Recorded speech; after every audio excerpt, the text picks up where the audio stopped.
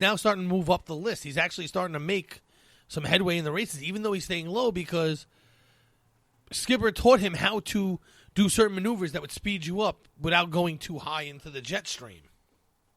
Yeah, I like that scene because that's a very it's a very human scene, because you want to do something, you have to cut something out in order to progress forward. And they made the sprayer, the extra weight that it is. And sometimes as a human, when you want to progress further, you have to subconsciously put everything in the back of your mind, loosen the weight per se, and progress forward. Yeah, I also saw it do. as the moment he went from being a crop duster to the moment, symbolically, the moment he became a racer. Right. He stopped being a fan. He started being a racer. Yeah. Jumping ahead, we have, when they get to India, Ashanti asks him to hang out and go see the Taj Mahal, and she's kind of flirting with him, and he does. And she tells him about the Iron Compass, which is the train tracks. He gets to the first tunnel, and he goes to go up, and he kind of passes out from the height. So he won't give up. And he turns and flies in the tunnel because he just fits in the tunnel. And that was a great scene because you see a train coming, and he kind of realizes it and pushes as hard as he can to try and get through before the train comes.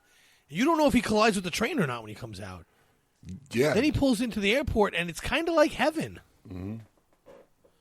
Yeah, it's the cinematography in this movie, as animated as it is, very well done, very detailed, and you really get to see details of this palatial palace or palatial environment, the Taj Mahal, and but for the scene, you don't know if he gets through or not. No, you actually start to believe, because he says, "Oh, I get it, I died." Right. And I'm in heaven, and they're like, "What did everyone?" He thinks he's so late then that everyone left already, and they're like, "No, you're the first one here." So this is the first time. So now, this is a roller coaster of emotions, because a minute ago you thought the poor guy died, now he's in first place, and Rip was already getting mad because Rip was like, "Why are they bothering talking to this guy? I'm in first. I'm going to win my fourth champion. They should be talking to me."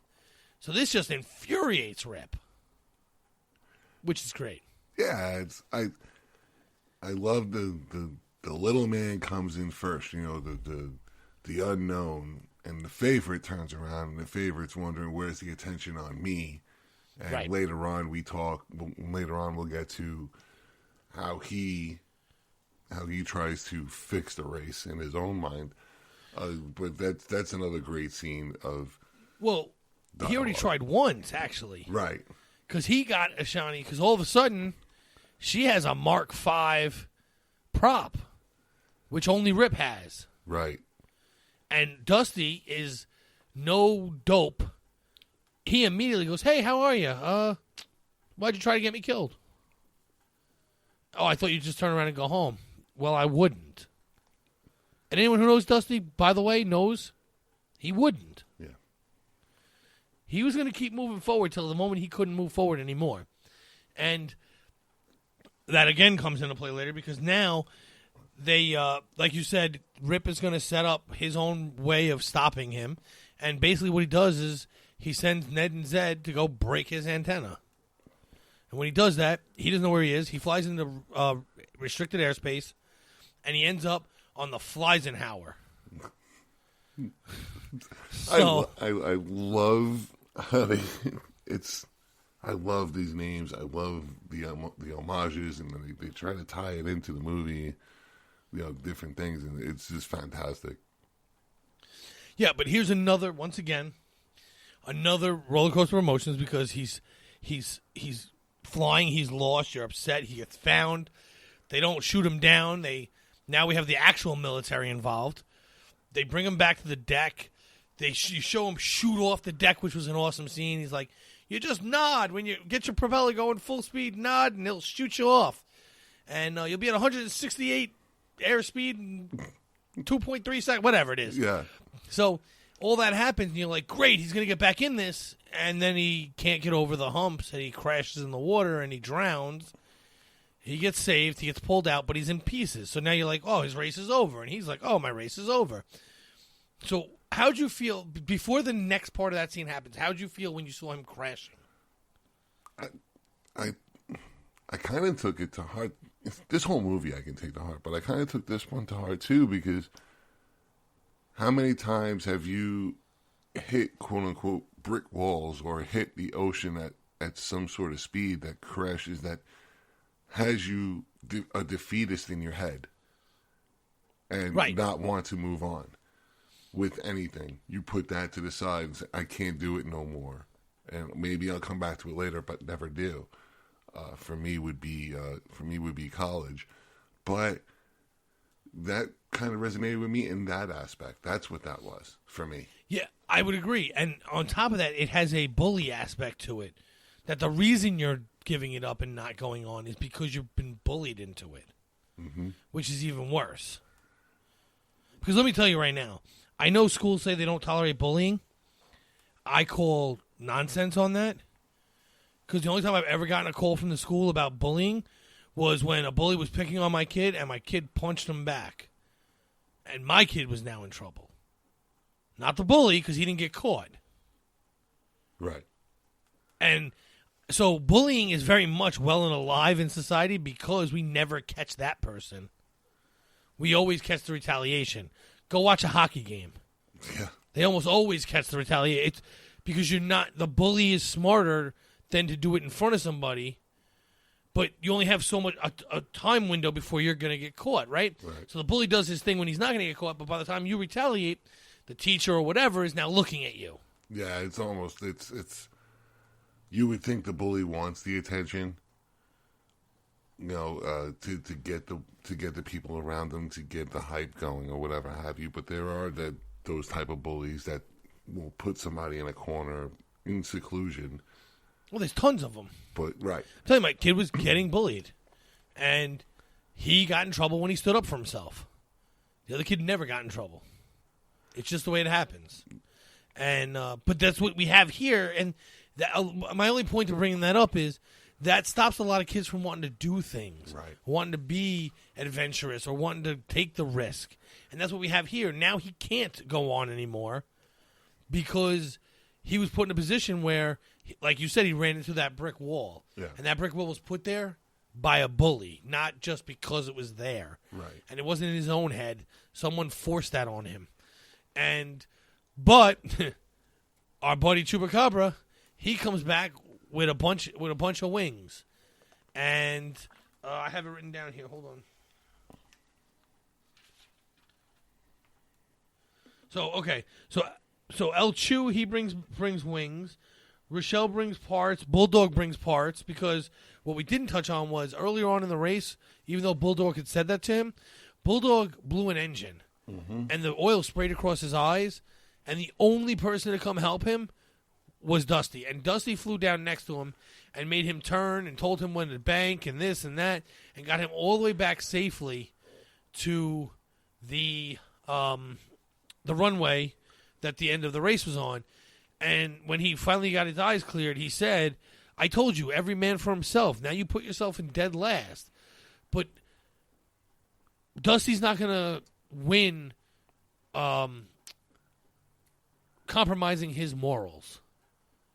Where he comes from, you help a guy in need.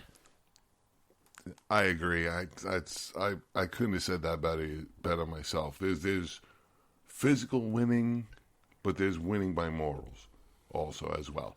And I think I know Dusty put the race aside, and helped a friend because he saw trouble. Yeah, and not even a friend, just another being. Right. And look, I wish I could say I would do the same thing, but I can promise you I wouldn't. I'm too competitive. I watched a ball crush a guy in the skull coming home. Oh. The ball bounces off, the guy falls on his face, crawls away, and sits up against the dugout. And you know what I did? I picked the ball up and tagged him out. It's just the way the game is played. It's the way the game is played, and morally, it's completely wrong. And so I'm admitting I'm Bulldog, not Dusty. But, Little League like that, we're going back 30-something Little League, years, I did this last year. Oh. Huh. Okay. I was getting the out. Hey, look, if someone bounces a ball off your pitcher, he's still running a first, right? That is true. So, whatever. I just wish I could be like him. But anyway, Bulldog realizes, and I would do what Bulldog did here, though. I would. Because if it's not directly affecting me to lose, to give you parts, because Bulldog gives parts, Rochelle gives parts, a bunch of other planes come by and give parts. But the most important one is that Shani comes by and gives Dusty the propeller.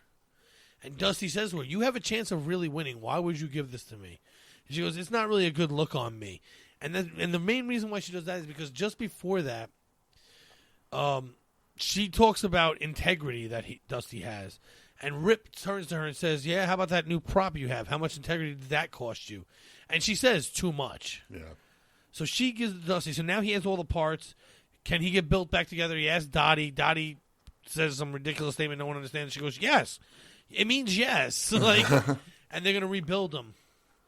Which is great because now, again, emotional roller coaster. Yes. Sad, happy, sad, happy, sad, happy. But you feel great going through it. Yeah, it's... This movie, I said it before, it touches on the human side. And how, in this instance, people help people. And in reality, that's what we want, right? We want to help everybody, but we can't. So we do what we can to help. So that's what I get from this movie as well.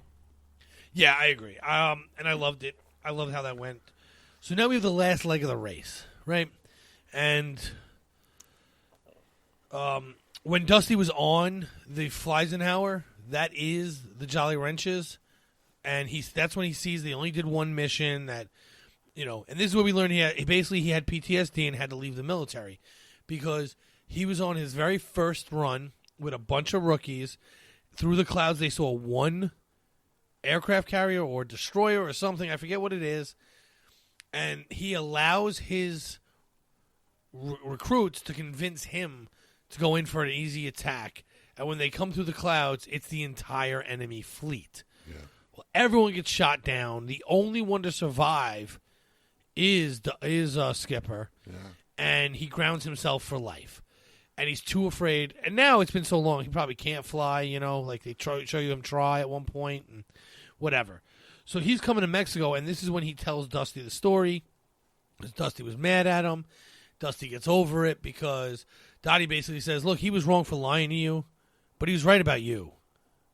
You're not just a dust cropper. You're a racing plane. Mm-hmm.